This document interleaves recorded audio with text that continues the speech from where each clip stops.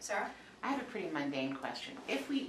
This is a pretty high stakes thing for the kids. Mm-hmm. They will be quaking in their boots. Oh yeah, absolutely. Is there any way that we can help, I'll say exactly what I mean.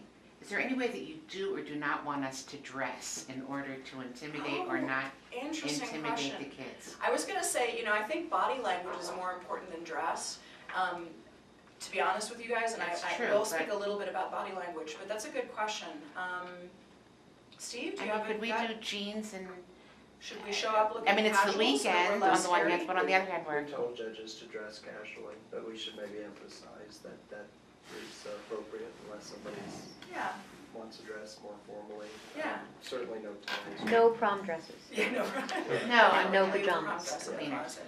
Yeah, the cleaners, right, for next week. Debbie Downer My here. judge's wig. Yeah. Oh yeah, There you go. that absolutely goes Oh, without you should saying. definitely pull that out at some The point powder. and CQ just for the effect.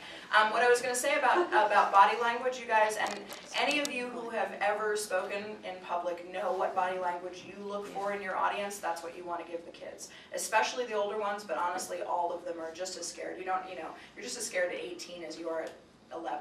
I mean, I honestly think so. The nodding is the most important thing you can do. Nod and smile. Honestly, I mean, and you'll notice, they will fixate on the judges who nod and smile because it's so reassuring.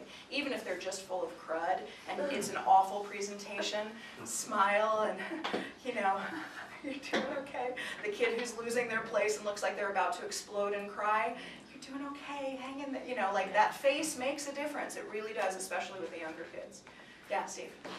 Since every team's going to present twice, I know one of the concerns is that we have a tendency to judge the first presentation harder than the second, because again, we didn't have a base to rate it against. But if every team is going to present twice, they're in theory going to have harder judges the first time. They're all going to have harder judges the first So time. Yeah. it should even out. That's Yeah. part of why they get to present twice. Yeah, it should make a difference, definitely. Other questions? If you have any. Is this making sense? Not too daunting, I hope. You don't have to read the whole teacher planning guide, but definitely read the CQ. That'll be important. the teacher planning guide is instructive. It is instructive. I mean, you can't sit down and read it all at once Well, yeah, because that's a good point. it's overwhelming, but it's instructive. And it's nicely organized, and I definitely cleaned up a few things too to make it a little bit simpler and shorter too, so hopefully, I really do think that it's the most comprehensive information that you have overall, so I certainly encourage you to make use of it. Other questions? And I will be around all of the event day, of course. Mara will be around all of the event day. Andrew, who is our judge coordinator, is the most likely one that you will be hearing from the most often in terms of just the logistics and the coordination stuff. And he's marvelous, former Peace Corps volunteer who we are so lucky to have. And so he'll be, coordinating with you guys. But then again, the other thing that I want to make sure is really clear for all of you, these graduate students are really excited to network with you, and the young people too are really excited that you're going to be there. So just, make it a day of schmoozing and having good conversations. Bring a ton of business cards, even if you won't follow up on every email you get from a teenager, and just, it's exciting. I'll actually put a small personal note into it. I went through experiential ed myself, but the one thing that was missing was the activism piece. And my parents were boycott-oriented people, right? And boycotts work, but they work really, really slowly. So I was raised with a fair amount of activism in my home. But to be honest with you, in my teens, the more I became aware of how messed up the world was, the more paralyzed I became. And the more angry, to be honest with you, the more bitter and paralyzed by it.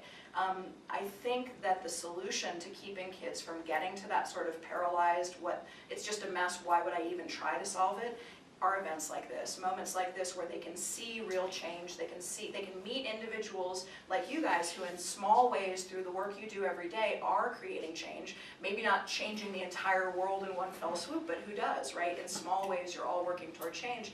They need that inspiration, they need that chance to feel empowered. And frankly, it's not that we're empowering them for later, we're empowering them for now. Sarah's students are a perfect example of that. They just built a preschool.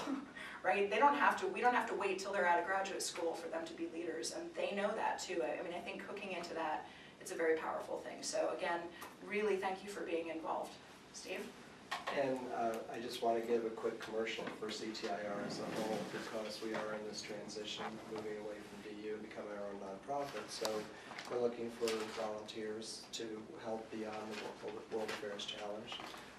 We obviously are going to need more financial support. We're not, if you have connections, you want to make an introduction to a company that You know, does a a lot of billionaire. international work, or anybody else that you think would really like to get involved. I think we still can accommodate more judges, so. We definitely need more You know, judges. so if you could help in this transition year especially to help us with some outreach, to connect other people, get other people involved, would be really appreciated. So, Is this a national program, or is this just a one-off here in Denver? You know, it's here in Denver. A second organization called World Savvy created, I think it's 4 more locations where they do it also, and it's very similar to our model.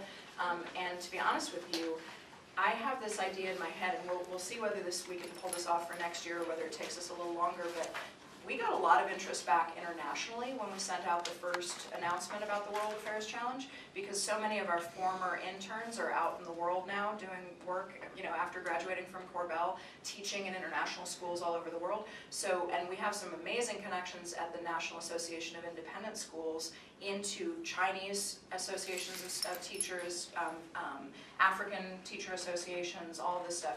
So we're talking more and more now actually about creating another WAC, not to take the place of the live one, but another WAC that'll be entirely online, that would be a truly global event where